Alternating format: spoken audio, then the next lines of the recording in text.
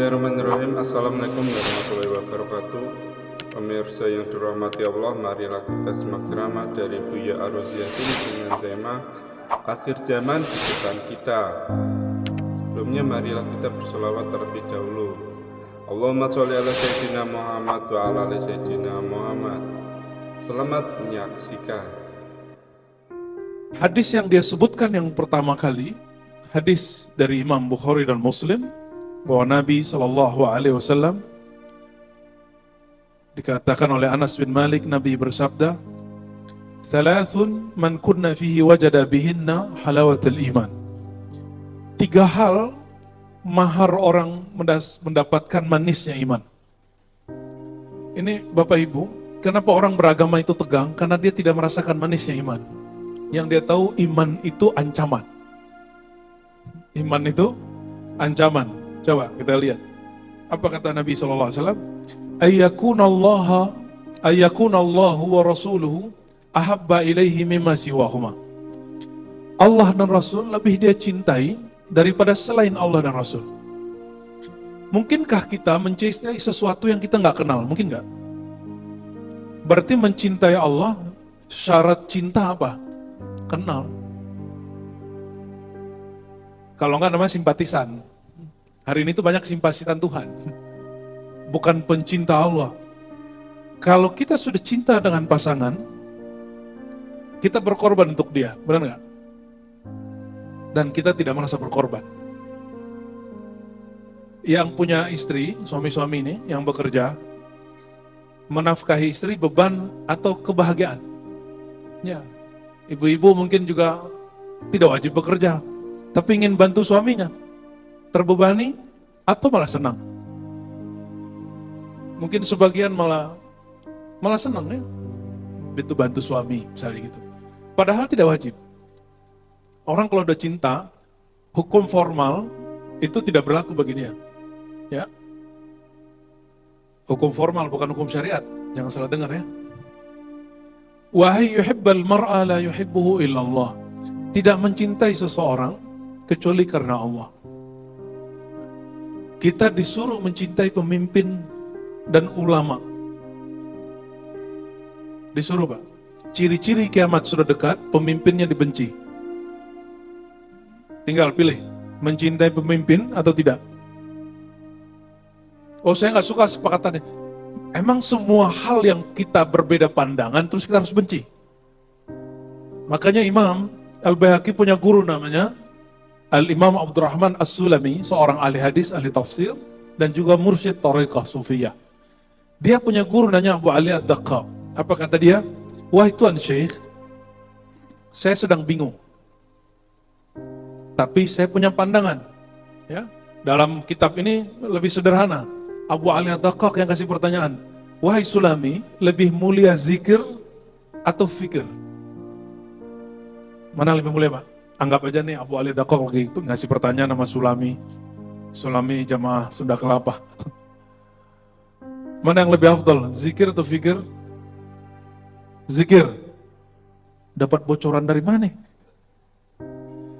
Kalau secara qalbiyah, rohaniah, lebih mulia zikir.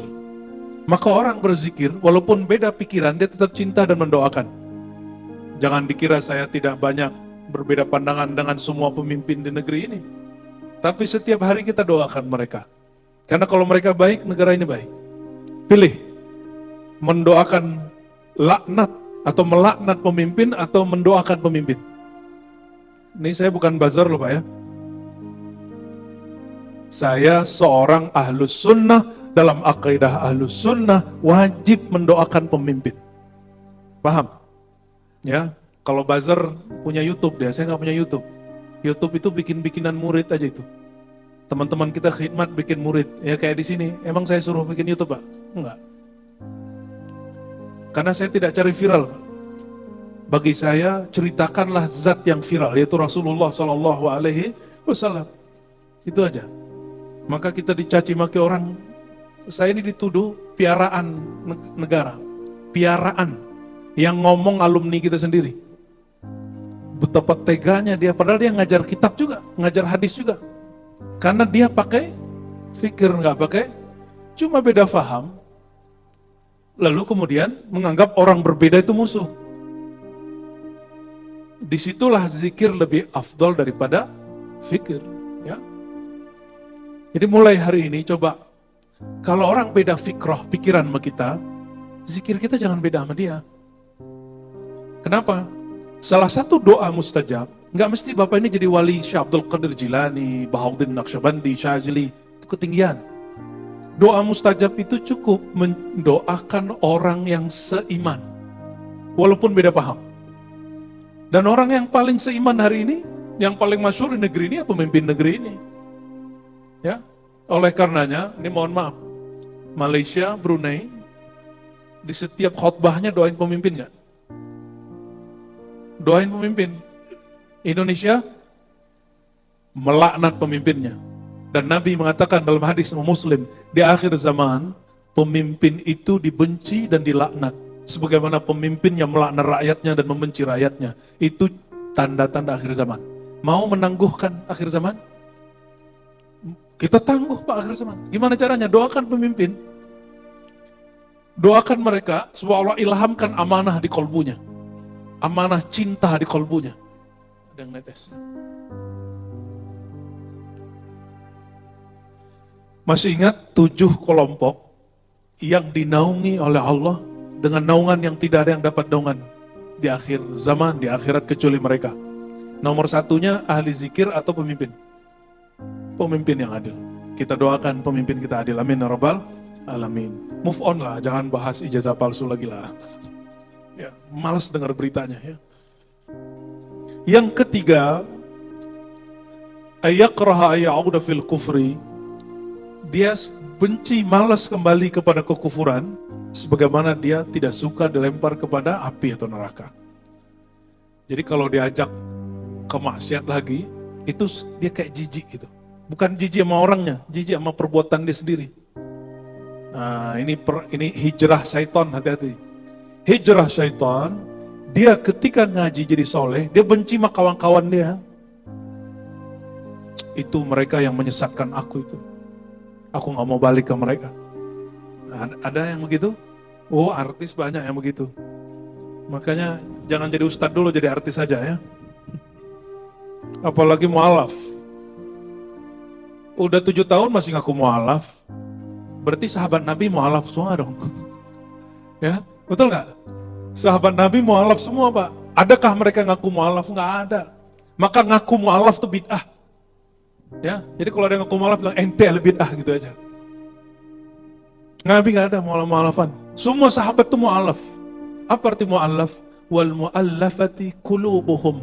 Orang yang sedang dicari kelembutan hatinya untuk menerima iman. Anda sudah mu'alaf 30 tahun lalu, ya salam. Itu bukan lagi, ente lebih tua dari anak aneh itu. Ya, jadi jangan lagi ngomong begitu. Oke? Cukup katakan apa? Saya sedang belajar Islam sudah berapa tahun ini, gitu cukup. Berarti dia nggak move on. Dia hanya pengen dapat dana zakat 1/8%. Ya. Sorry, ya, kita nggak mau dibodohin juga. Wabihan Ba'an al-Baihaqi qala sami'tu Aba Abdurrahman Sulami. Imam Baihaqi pernah berkisah tentang pertemuan dia, dialog dengan Imam Sulami. Siapa tadi? Sulami, guru dari Al-Baihaqi. Imam Abdurrahman Sulami ini wafat tahun 412 Hijriah. Sekarang sudah berapa? 14? 46, ini ngaji hadis sedikit ya. Abu Abdurrahman Sulami ini murid dari Imam Daruqutni. Imam Daruqutni, dialah salah satu orang yang mengkritik Bukhari, Sahih Bukhari. Asbab kritik dia, Sahih Bukhari jadi viral. Asbab dia kritik Bukhari, Sahih Bukhari jadi viral. Ini Imam Daruqutni. Jadi tidak semua orang yang kritik kita itu menghancurkan kita Pak. Karena Daruqutni bisa membedakan antara fikrah dan zikr. Dia mengkritisi Imam Bukhari bukan sosoknya, tapi metode dia mengatakan ini sahih tidak sahih. Ya. La haula wala quwwata illa billah. Tapi dia tidak mengkritisi sosoknya. Ya. Paham maksudnya? Jadi kita kalau beda pandangan sama orang, jangan serang pribadi dia. Itu childish. Kalau beda pandangan, jangan cari tahu keburukan masa lalu dia. Cukup kritisi saja pandangannya. Sama nih, Bapak nggak suka habaib, jangan serang pribadi dia. Serang saja apa yang Bapak tidak suka. Nggak usah kemudian apa? Oh, cari kesalahan juga, masalah dia dawir, masalah dia apa lagi? Dia urusan rumah tangganya nggak usah, itu nggak usah diurus. Pekerjaan dia nggak usah diurus. Masa kecil dia nggak usah diurus. Cukup kritisi apa yang kita tidak suka. Begitu juga ke Fulan, Syekh Fulan, Ustadz Fulan, ya. Nah, Imam As-Sulami ini yang mengajarkan Imam Baihaqi adab. Beradab itu bagaimana caranya? Nah, Imam As-Sulami nulis kitab hadis, nulis kitab tafsir, nulis kitab macam-macam, dan kata Imam Al-Khashab, dia dicintai oleh pemimpin, rakyat, ulama, orang awam. Sampai dia nulis satu kitab yang kontroversial, judulnya Haqa'iqut Tafsir. Haqa'iqut Tafsir, ini kitab, dia baca ayat, lalu hatinya dapat ilham, itu ditulis. Itu kalau dia buka majelis Haqa'iqut Tafsir, ini Bapak Ibu ini nggak muat, ya. La haula wala quwata illa billah. Jangan kaget. Ini baru geledek ini, belum kiamat ini. Jangan suka kaget, baca la haula wala quwata illa billahil azim. Orang suka kaget itu gimana nanti kalau terjadi dukhon, ada dentuman di suatu Ramadan walaupun hadisnya dhaif, tapi secara isyarat dibenarkan oleh ahlul ilham. Nanti gila semua nanti paling. Ya, baru pandemi aja udah pusing. Gimana nanti kalau dentumannya lebih besar? Ada nanti dokumennya. Itu yang nanti setelah dentuman itu terjadi dukhon. Kita nggak tahu kapan terjadinya. Ini kan orang lagi santai-santai, kayak nggak ada masalah, ya. Ntar kejadian lagi, ya. Kayak mimpi di siang bolong kan. Number one-nya siapa? Yang kena pertama kali kena pandemi, masih ingat? Lupa kan? Lupa. Depok, Pak. Saya lagi tinggal di Depok saat itu. Ya salam. Depok yang kena, yang lockdown Jawa. Allahumma sholli ala sayyidina Muhammad. Imam Sulami, beliau mengajarkan adab, dan beliau ini unik. Di saat orang mengkafirkan Al-Hallaj, dia izinkan di majelis zikirnya, di majelis hadis dia, setelah ngaji, orang diizinkan mendendangkan syair-syair Al-Hallaj. Syekh Siti Jenarnya Indonesia lah. Kontroversialnya orang memang. Dia tidak haus pujian. Dia siap dicaci maki. Bagi dia kebenaran harus dizahirkan, kebatilan harus disingkirkan, kebencian harus dibuang jauh-jauh. Ya. As-Sulami, dia berguru kepada Abu Dandar At-Tusi. Nah, ini orang mazhab Syafi'i semua, Baihaqi Syafi'i, Sulami mazhab Syafi'i, At-Tusi Syafi'i. At-Tusi berguru kepada Ja'far Al-Khuldi. Ja'far Khuldi ini salah satu khalifah pewaris tasawuf Imam Junaid. Jadi murid Imam Junaid itu banyak, ada Ruwaim, ada Shibli, ada Ja'far Al-Khuldi. Kalau thariqahnya turun ke Imam Shibli. Kalau ilmunya turun ke Ja'far Al-Khuldi.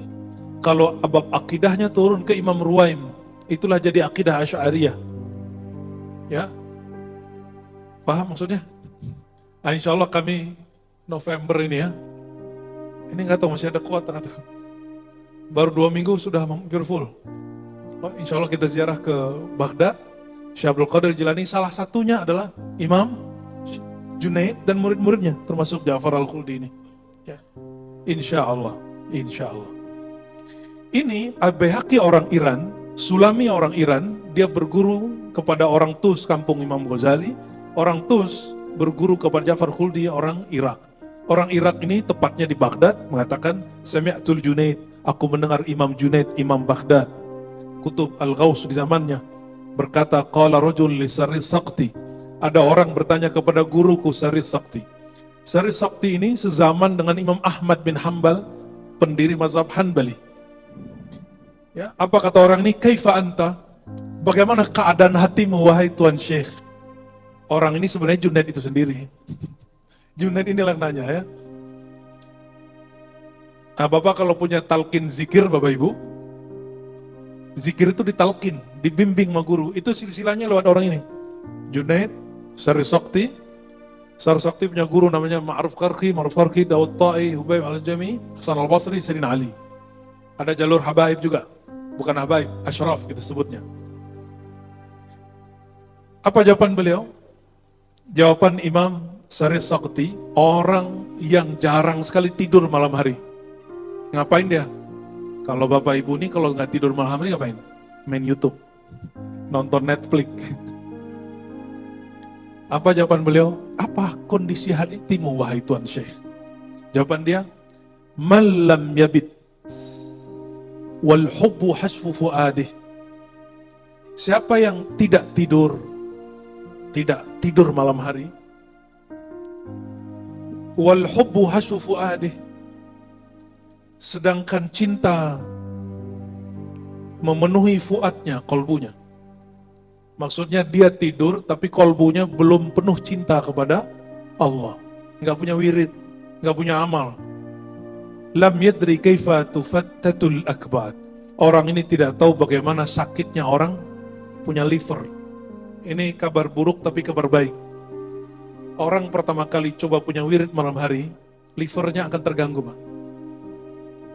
Awal-awal terganggu, lama-lama tubuhnya melawan. Itu sama dengan vaksin yang alami. Jangan hanya vaksin dari luar badan, tusukin. Inilah anehnya dokter-dokter hari ini, mohon maaf kalau ada Pak Dokter. Ya, mohon maaf sekali.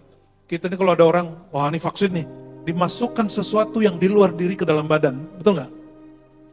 Padahal ada vaksin luar biasa yang menguatkan liver kita. Apa itu? Bergadang tapi kolbunya koneksi kepada Allah Subhanahu wa ta'ala. Kalau begadangnya di kafe, begadangnya nonton, itu livernya hancur tuh. Kok bisa beda? Nanti kita jelaskan di waktu lain, karena waktunya pendek sekali. Oh, di sini juga ada ya. Dia diskusi dengan gurunya Sulami.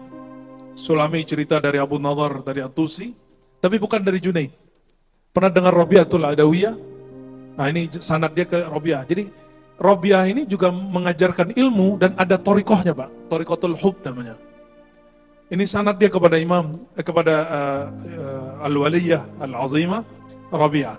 Sulami dari At-Tusi dari Abdul Qasim Ar-Razi, dari Abu Dujanah mengatakan, kanat Rabi'ah, adalah Rabi'atul Adawiyah, idza ghalaba alaihi halul hub, jika dia sedang mabuk cinta kepada Allah. Pernah mabuk cinta nggak sama Allah, Pak? Pernah kasmaran nggak sama seseorang? Pernah? Kasmaran dengan Allah pernah nggak? Pernah? Ini orang kasmaran tuh gini, kalau mohon maaf ya, kalau dia di sekolah, kita kalau membayangkan dia ada di sekolah, kita semangat pergi sekolah, Pak. Bajunya dibagus-bagusin, make upnya ditebel-tebelin, ya. Kalau dia di majelis, Masya Allah, disoleh-solehin gitu. Kalau ngomong tuh kalau bisa Masya Allah, tabarakallah, hakikatullah, itu semuanya. Pengen terlihat perfect di depan orang itu, dan cukup menatap wajahnya, hati kita senang. Tapi ada cirinya, kalau kita tatap pertama berdesir, berarti sedang kasmaran. Kalau nggak berdesir, itu namanya syahwat aja. Kalau kasmaran itu cintanya agak murni-murni dikit, ya. Dia nggak membayangkan adegan sensual, nggak. Dia lebih membayangkan, aku dapat perhatian orang yang aku cintai. Cintanya masih murni. Cintanya masih murni. Walaupun nanti lama-lama juga ingin disentuh, dibelah, itu lama-lama itu, Pak. Apa kata Rabi'ah? Ta'sil ilaha wa anta tuzhir hubbah. Bagaimana mungkin engkau menyatakan iman dan cinta kepada Allah, tapi engkau mendurhakainya dalam kesendirian? Ya. Hadza muhalun fil fi'ali badi'u. Ini perbuatan yang mustahil dalam kebanyakan aktivitas orang. Lau kana hubbuka shadiqan la ta'tahu. Kalau betul kau cinta kepada Allah, engkau pasti taat patuh kepadanya. Innal muhibba liman ahabba muti'. Kekasih sangat patuh kepada yang dikasihinya. Contoh nih, Bapak masih punya istri, Pak? Masih. Kata istri nih, Bang, Pak, jemput aku. Macet Pak, jemput nggak? Kamu naik Grab aja lah. Itu kurang cinta itu. Lo ke pengajian, jangan-jangan ada yang ditarget di pengajian. Ini contoh, yang pernah kasmaran waktu ibu jangan, ya pernah nggak dulu sok jadi pahlawan? Pernah kan? Pahlawan kemalaman, bukan pahlawan kesiangan. Ya, jemput-jemput malam, nganterin malam, kan modus itu Pak. Tapi, itu tiada lain daripada ekspresi cinta, itu yang kata Rabi'ah. Rabi'ah ini dilamar sama Hasan Basri, Sufyan Tsauri. Ya, dalam kitab disebutkan, kata Rabi'ah, saya punya saudariku di kamar nih, dia cantik, lebih cantik daripada aku, lebih muda, lebih segar daripada aku. Sufyan, Hasan Basri, semuanya melirik ke tembok, padahal nggak ada adiknya di situ. Dia lagi ngerjain. Apa kata Rabi'ah? Kalau betul kau cinta kepadaku, engkau tidak akan melirik siapapun selainku. Wah, aduh gaya bener dia. Jadi Rabi'ah itu mabuk cinta ke Allah, tapi dia bawakan ke makhluk. Maka sampai meninggal dia nggak ketemu wali yang selevel sama dia. Dan saya tidak menyarankan ibu-ibu ini bermanhaj dengan manhaj Rabi'ah. Cukup jadi pelajaran aja itu. Ya, Rabi'ah ini, dari cerita Rabi'ah inilah muncul Laila Majnun. Laila Majnun itu juga sama. Laila itu bukan perempuan. Laila itu simbolik dari sifat Allah yang batin, yang misterius, yang samar. Maka disebut Lail, malam. Malam itu kan misterius Pak. Ya. Siapa yang nulis tentang Laila Majnun? Al-Imam Al-Arif Billah Abdurrahman Al-Jami. Abdurrahman Al-Jami, dia memegang beberapa thariqah, salah satu Naqsyabandiyah dan Najmuddin Kubrawiyah. Dia tulis tentang kisah dan syarah Laila Majnun. Ternyata itu bukan orang. Itu hanya simbolik bahwa ada seorang hamba sedang mencintai Allah Subhanahu wa ta'ala. Lalu dibuat semacam personifikasi jadi Laila Majnun. Maka kalau Bapak Ibu paham, mencintai Allah itu bisa melalui pasangan. Mencintai Allah itu bisa melalui mencintai alam semesta. Mencintai Allah itu bisa melalui mencintai sesama. Ya.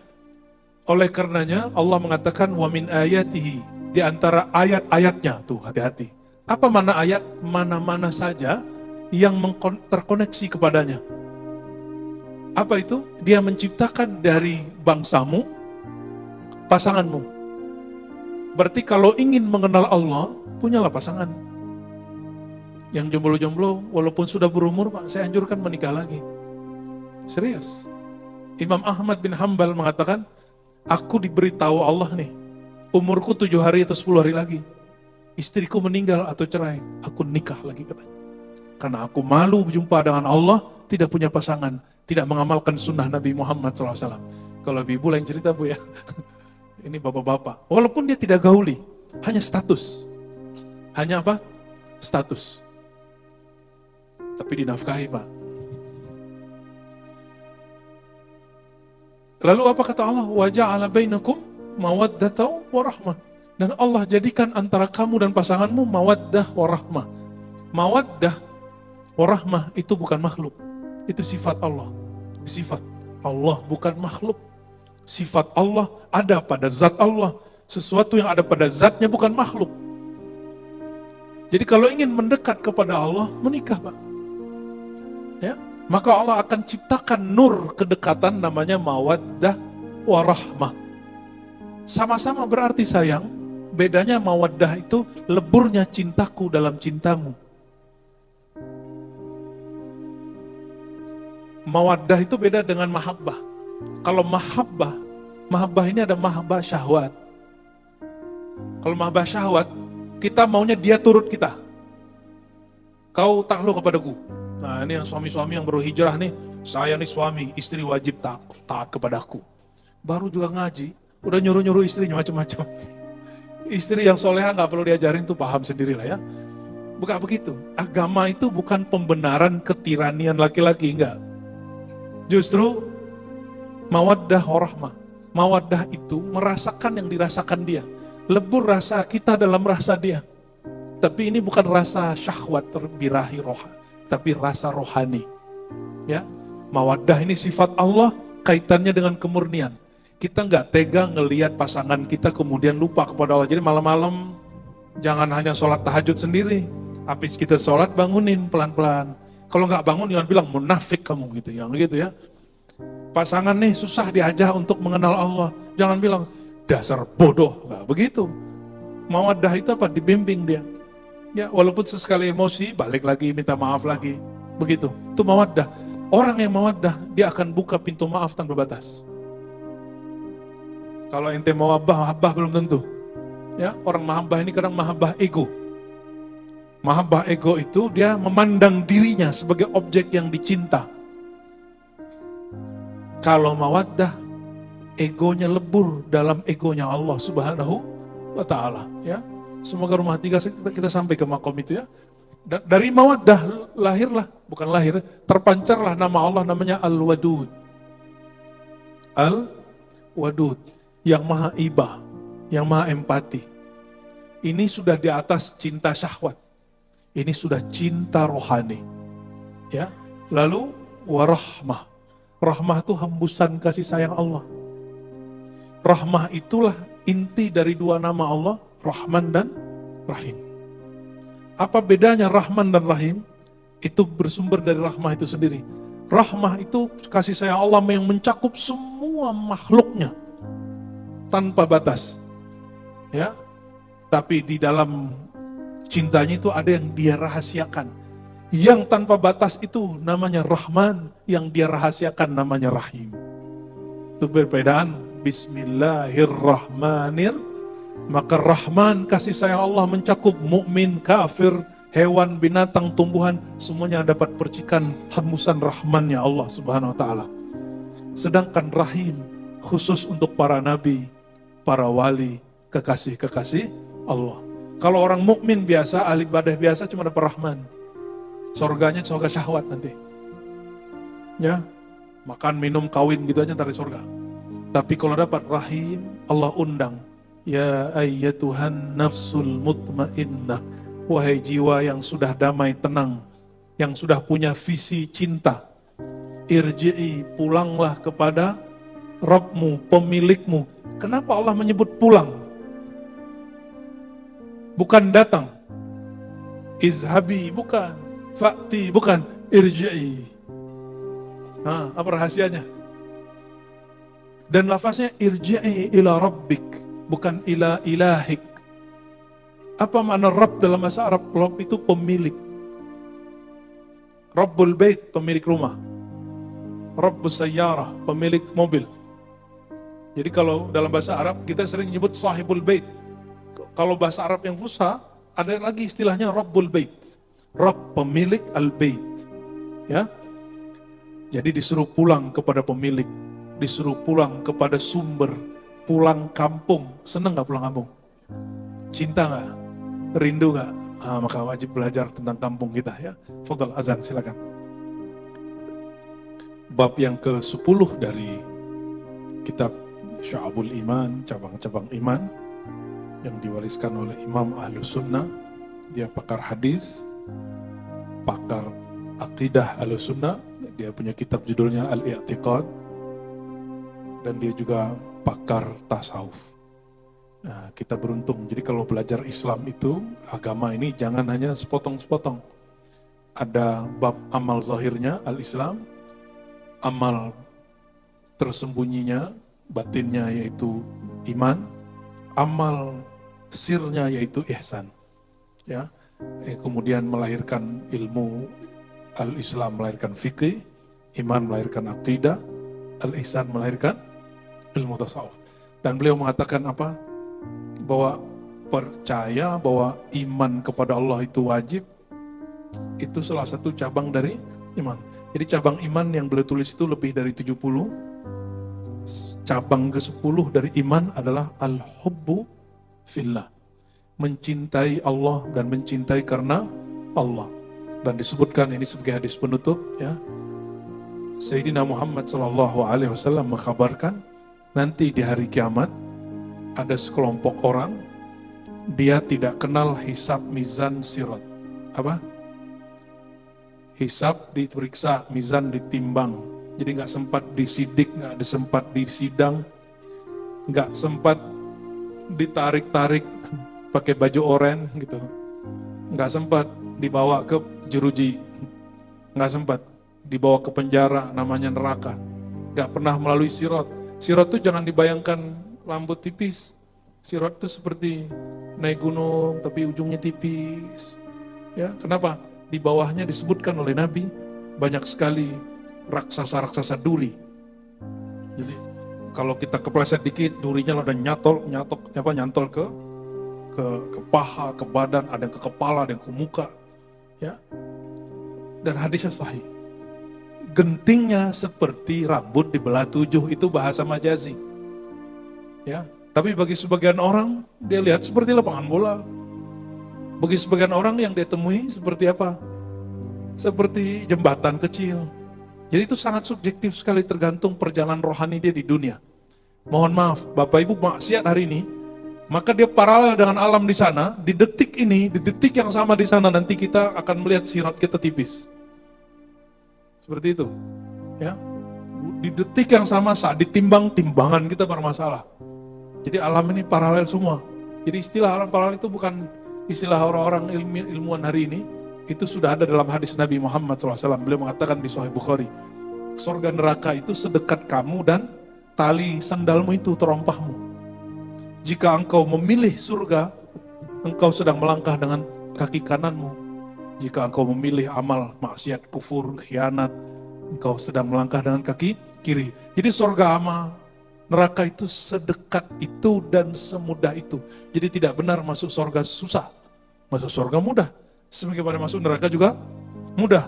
Bagi rohani, bagi nafsiyah jiwa, wa khusyat an jannatu bil makarih.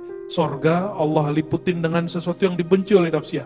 Tahajud disukai badan atau tidak? Tahajud.